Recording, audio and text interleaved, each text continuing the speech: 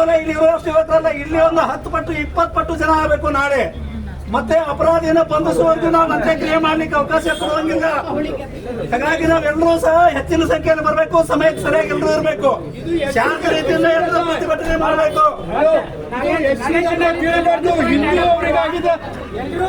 ಹೌದು, ಹಿಂದೂಗಳಿಗಾಗಿದ್ದ ದುರಂತ ಮಾಹಿತಿ ಕೊಡಬೇಕು.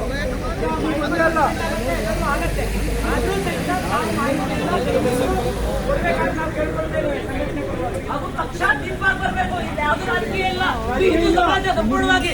ಹಾಗಾಗಿ ಸಂಪೂರ್ಣ ಹಿಂದೂ ಸಮಾಜದವರು ಬರಬೇಕು. ರಾಜಕೀಯ ಇಲ್ಲ, ಜಾತಿ ಇಲ್ಲ, ಇದಕ್ಕೆ ಇಲ್ಲ, ಯಾವುದು ಮತ ಇಲ್ಲ, ಯಾವುದು ಪಂಥ ಇಲ್ಲ, ಬರ್ಬೇಕಷ್ಟೇ. ಹಿಂದೂ ಸಮಾಜದವರು ಬರಬೇಕು. ನಿಮ್ಮ ವೈಯಕ್ತಿಕ ದ್ವೇಷಗಳು ಏನೇ ಇರಲಿ ಎಲ್ಲವನ್ನು ಹೊರಗಿಟ್ಟು ಹಿಂದೂ ಸಮಾಜ ಒಗ್ಗಟ್ಟಾಗಿ ಬರ್ಬೇಕು. ತಾವು ಸಹಿತ ಎಲ್ರಿಗೂ ಮಾಹಿತಿ ಎಲ್ಲದರಲ್ಲೂ ಇದು ಆಗ್ಬಿಟ್ಟಿದೆ. ನೀವು ನಾಳೆ ಎಲ್ಲೇ ಹೋದ್ರು ಕೂಡ ಈ ಅಧಿಕಾರಿಗಳಿದ್ರಪ್ಪ ಜಗದೀಶ್ ಅವರು ಅಂತ ಹೇಳಿದ್ರೆ ವಿಶ್ವಾಸದಿಂದ ಇರ್ಬೇಕು ನಾವು. ಈಗ ಏನ್ ಮಾಡ್ತಾ ಇದ್ರಿ ಸರ್ ನೀವು?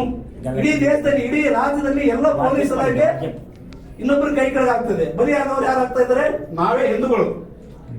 ಪ್ರತಿ ದಿವಸ ನೋಡಿ ಏನ್ ಮಾಡ್ತೀರಿ ನೋಡಿ. ಬಾಕಿ ಕೆಲಸ ಎಲ್ಲ ನಮ್ದು ಮುಂದುವರಿತದ, ಯಾವ್ದು ನಿಲ್ಲೋದಿಲ್ಲ. ಮತ್ತೆ ನಾಳೆ ನೋಡಿ ಸರ್, ಅಂತ್ಯಕ್ರಿಯೆ ಮಾತ್ರ ನೋಡಿ ಆಗೋದಿಲ್ಲ. ಯಾಕಂದ್ರೆ ನಾಳೆ ನಮ್ ಜನನು ಬರ್ತಾರ. ಇದು ಸಾಯಂಕಾಲ ಆಗ್ತಾ ಇದೆ, ನಿಮಗೆ ಇನ್ವೆಸ್ಟಿಗೇಷನ್ ಹೋಗ್ತೀನಿ ಅಂತ ಹೇಳ್ತಾ ಇದ್ರಿ. ನಮ್ ಜೊತೆಗೂ ಹೆಣ್ಮಕ್ಳು ಇದಾರ, ಗೊತ್ತಾಯ್ತಾ? ಅವ್ರನ್ನ ಕಟ್ಕೊಂಡು ನಾವಿಲ್ಲೇ ನಿಮಗೆ ಸಮಸ್ಯೆ ಮಾಡಕ್ ಆಗೋದಿಲ್ಲ. ಆದ್ರೆ ಮತ್ತೆ ನಾಳೆ ನಾವು ಸೇರ್ತೀವಿ. ಅಷ್ಟು ಪ್ರತಿ ಕ್ಷಣನೂ ಇದು ಏನಾಗ್ತದೆ, ಏನ್ ಸ್ವಲ್ಪ ಪಡಿತೀವಿ ಹೇಳಿಕ್ಕಾಗಲ್ಲ. ನಮ್ಮ ಹುಡುಗರು ಆಗ್ಲೇ ಹೇಳ್ತಾ ಇದ್ದಾರೆ, ಅವ್ರ ಹತ್ರ ಹೋಗ್ರಿ ಮಾತಾಡ್ಲಿಕ್ಕೆ ಅಂತ ಹೇಳ್ತಾ ಇದ್ದಾರೆ. ಆದ್ರೆ ಕರ್ರನೇ ಈಗ ಇವರೆಲ್ಲ ಕರ್ರ ನಾವು ಬರ್ತಾ ಇದೀವಿ. ಈಗ ಅವ್ರನ್ನೆಲ್ಲ ಸಮಾಧಾನ ಮಾಡ್ಕೋಬೇಕಂದ್ರೆ ನೋಡಿ, ಶಾಂತಿ ಕದರ್ಲಿಕ್ಕೆ ಒಪ್ಪ ಮಾಡಿದ್ರು ಎಲ್ಲರೂ